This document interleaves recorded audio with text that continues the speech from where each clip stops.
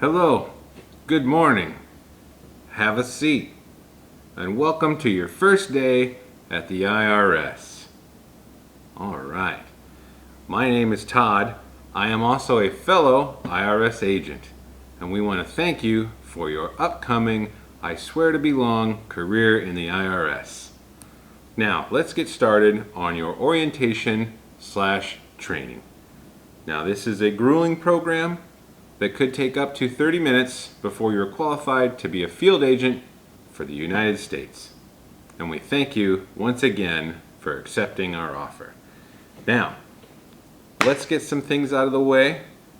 You can call me Agent Todd. I go by they, them. You can call me Agent they, them, or Agent Gigglebear. We want to use everybody's appropriate pronouns so that as to not offend any fellow agents at the IRS. Some of your family, now that you've taken this job, may have said some things to you that are hurtful, like, oh, you have a job for the government, you're a Nazi, you're part of the Gestapo, but that being true, we do pay pretty decent. So, you know, they can have that. All right, let's get started on some of the tools that you're going to need for your new and exciting career in the IRS. First things first, I like to have a good pen. This is a clicky pen. I like the clicky feature. It's intimidating. I have a good Sharpie marker here, and these are both donated by Target, who coincidentally has not been audited yet, which maybe someday we will. I don't know. You know, that's not up to me. That's random. You'll need your files. You can keep these in a briefcase or a tactical bag, whatever you want, and then your favorite calculator. I use this adding machine right here. That way, when I add up the numbers, I can show the client or the person that we're investigating where they're wrong and why we're going to have to seize their assets and kill or audit them in full. So it's in a paper document here. And then last but not least, your favorite firearm of choice. If we're going to maybe audit somebody at night, then I prefer to go with like this little silenced 9mm here. Something more in the day, then you know the options aren't limitless here in the IRS. We do have kind of a fixed budget. If there's more of like a compound, there is a lot of choices though.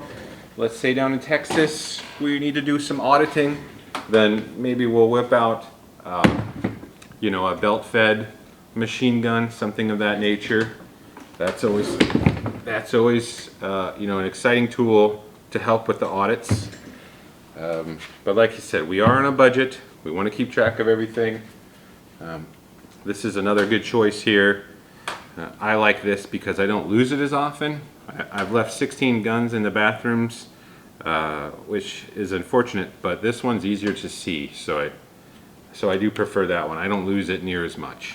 If you do lose it, you'll fill out a form 463 and we'll issue you another firearm. It could take up to 45 seconds for you to get another one though.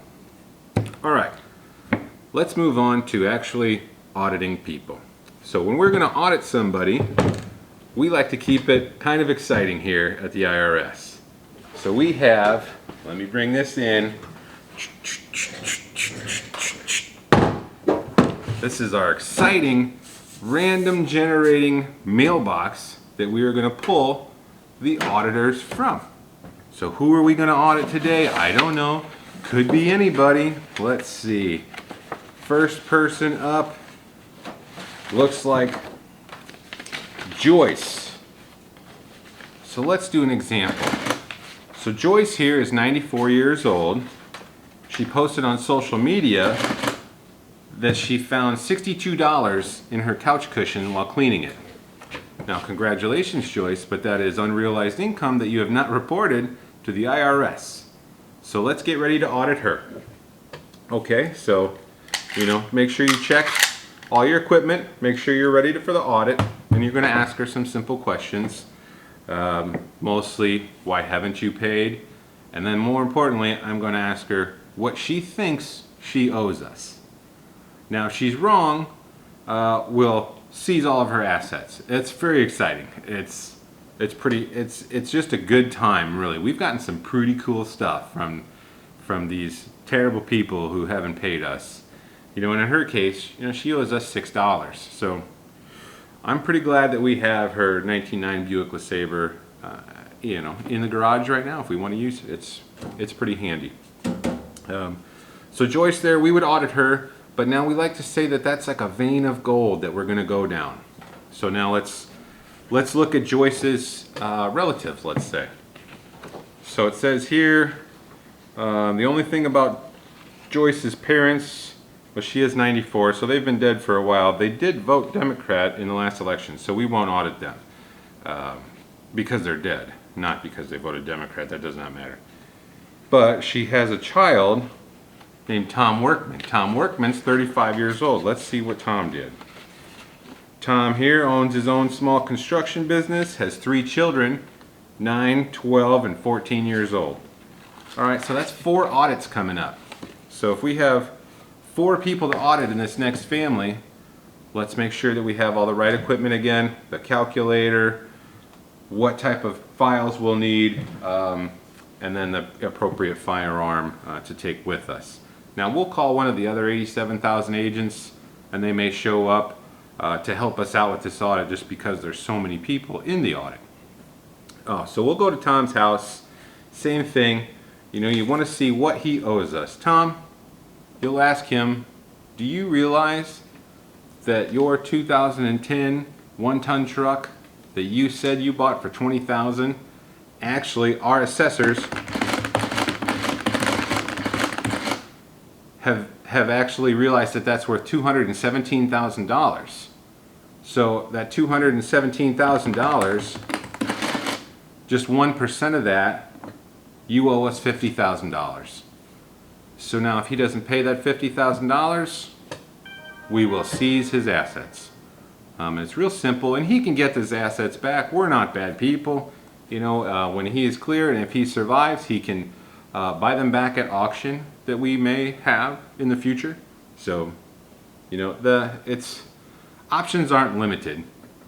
All right, let me get some of this stuff out of the way here, and we'll discuss further some more options.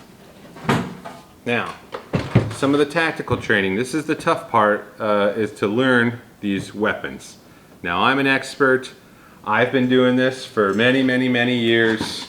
I swear, up to and including 2 years. So it's pretty exciting. This is my weapon here of choice. It's an M16, and it's very good. But you want to make sure that you're handling these firearms safely and effectively and whatnot there. That happens sometimes. That's not the end of the world. It's okay, guys. It's fine. No, I'll set it down. Yeah, can you grab me another one? But that brings up a good point here. So if I've expended some rounds of ammunition during the audit, we need to account for that. So there's another form. So you're going to fill out form 42-5-6 Batman symbol Q. And that's the ammunition expenditure report. So what happened here, it looks like I have fired on purpose 9 rounds. So you're going to take 9 rounds and you're going to subtract that from the ammunition that you have. So take 5 million minus 9, and that equals, that's correct. I know you guys already did that in your head, but there's the number right there in black and white. So we can keep track, and right now with that number falling below 5 million rounds of ammunition, we'll fill out another form for a requisition form to get more rounds of ammunition. It's very simple. It does take a long time for us to get that approved from the government. That could take all the way till, next Tuesday maybe. So something to think about. All right, let's see who's left on our list here of people to audit.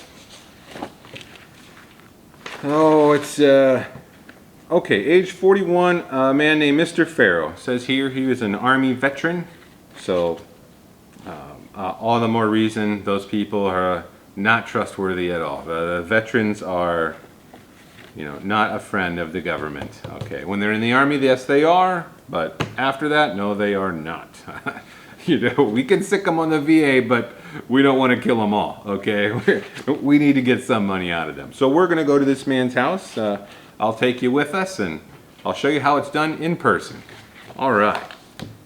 Thanks again. Isn't this exciting? This is exciting. Okay, all right. Let's go. Okay. Okay, guys. We're at Mr. Farrow's house right now. We're gonna knock on his door. I think this is gonna be a really good audit. I already saw a 2003 Ford Ranger out there. That thing's gotta be worth $50,000. This is gonna be a good audit. You guys ready? Todd, other Todd, Super Todd, Francis? Okay. I like to blend in, so I'm gonna wear a hat. Now they can't tell I'm an IRS agent anymore. We use our brains here at the agency. Let's go knock on the door. Oh, it's exciting. Are those shell casings? Might be left over from last year's audit. Excellent. Hey, is that a bucket of feathers?